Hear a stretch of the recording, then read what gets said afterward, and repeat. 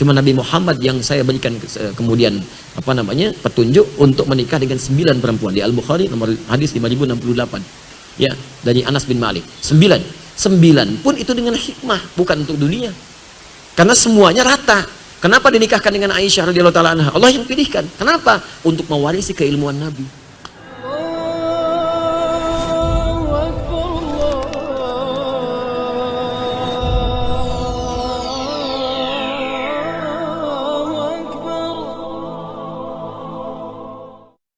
Jangan tertipu dengan orientalis. Sekarang banyak disebarkan tuh, termasuk teman-teman kita non muslim. Nah, itu isu palsu tuh.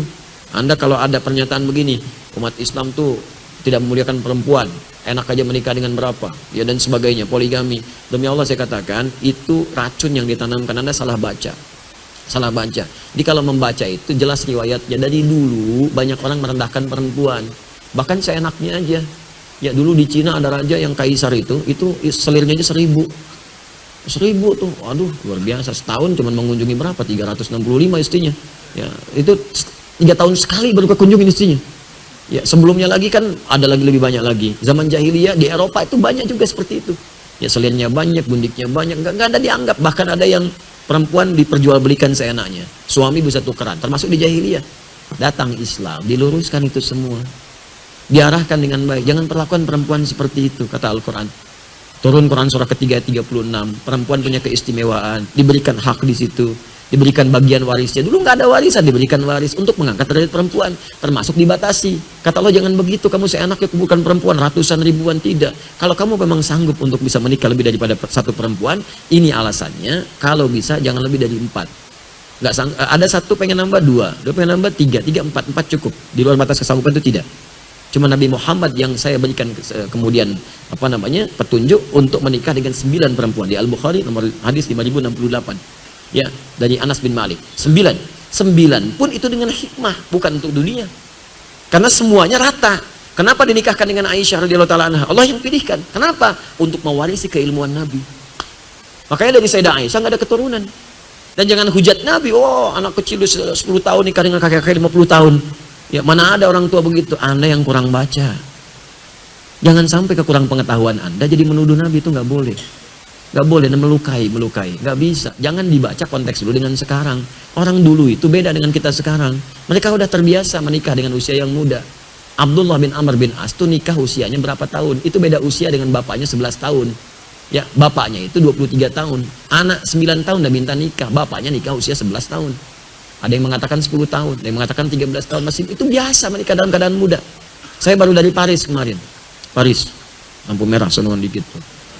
Ya, itu Louis menikah dengan Maria Antoinette, usia berapa tahun? 13 tahun. Itu di Eropa. Itu biasa. Saya tanya begini deh, di zaman-zaman dulu ya, Raden Ajeng Kartini, era Kartini, berapa usianya saat dipinggit? Masih belia kan? Dipinggit kemudian baru lantas dinikahi dalam usia baliknya. Ya, mengandung, melahirkan, meninggal dunia. Itu kan usia yang sangat muda. Apa Anda menertawakannya? Coba saya tantang sekarang. Siapa yang berani melecehkan Kartini, pahlawan nasional? Ayo bicara sekarang. Anda akan dihukum, banyak orang menyoal pahlawan nasional. Sekarang manusia biasa saja, Anda tidak bincangkan karena takut dengan manusia. Kenapa Anda berani kemudian menyoal Rasulullah SAW dengan Sayyidah Aisyah? Anda siapa? Kalau nggak paham ilmu jangan bicara. Kalau nggak paham ilmunya belajar dulu, takut khawatir salah ucap. Karena itu jangan sembarangan mengatakan sesuatu. Di konteks dulu, dibaca dulu, dilihat dulu apa hikmahnya. Ternyata dipilih yang paling belia ini, kemudian setelah balik baru diajak berumah tangga, hidup berumah tangga, itu untuk belajar kehidupan fikih di rumah tangga. Bagaimana mandinya Nabi di rumah tangga, bagaimana bangun tidurnya, bagaimana saat Nabi kemudian menyantap makanan. Kan hadisnya banyak dari Sayyidah Aisyah. Ternyata Aisyah anak yang cerdas, setelah dewasa disampaikan semua itu, jadilah guru. Jadi guru Sayyidah Aisyah meriwayatkan hadis-hadis Nabi yang jarang didapatkan yang di luar rumah. Sebab gak semua orang bisa masuk rumah. Kalau yang lainnya banyak. Sayyidah Khadijah udah wafat duluan sebelumnya. Ya, Zainab meriwayatkan yang sedikit-sedikit, tampilan yang khusus. Saudah binti Zam'ah saat Anda jadi nenek-nenek dewasa seperti apa berbakti pada suami. Kalau suami masih ada di situ.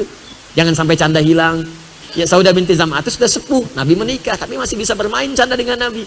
Pulang masak, senang masak beliau, bikin adonan. Oleh Nabi diambil adonan, dicolekkan di keningnya, tertawa bersama. Masih kakek nenek pun masih bisa bercanda, langgeng kehidupan cintanya. Contoh, dia ada contoh kalau istri Anda masih belia, bagaimana membahagiakannya.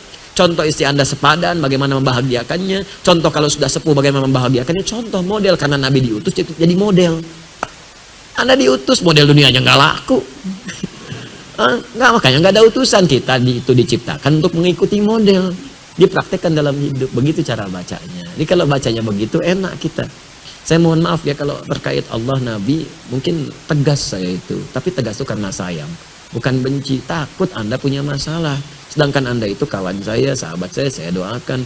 Kan paling nggak enak berpisah dengan sahabat kita. Atau ada orang dibenci Nabi, kita paling nggak enak. Karena itu kalau masalah dengan Nabi, saya tegas gitu. Tapi ketegasan itu sebagai cinta, bukan radikal. Bukan radikal. Ini saksi antum nih. Tunjukkan pada saya radikal saya di mana. Nanti saya perbaiki. Kan kita memperbaiki diri setiap hari. Mungkin ada yang salah itu pasti. Tapi di balik yang salah kita bertobat. Tunjukkanlah kalau ada yang kurang baik. Tunjukkan supaya saya perbaiki. Ya, alhamdulillah, mudah-mudahan Allah berikan kebaikan. Ya, alhamdulillah. Kita nggak perlu banyak-banyak lah. Hal-hal yang kita bahas sedikit tapi bisa bermanfaat insya Allah. Ya, jadi beberapa waktu ini saya mohon doa juga. Ya, saya sedang menata diri untuk belajar lagi, kemudian mengkaji lagi, praktekkan lagi. Jadi silakan, saya senang hati kalau ada yang kurang sampaikan, saya koreksi. Kalau ada praktek yang kurang tepat sampaikan, saya perbaiki. Jadi kita bisa berbuat lebih baik lagi insya Allah.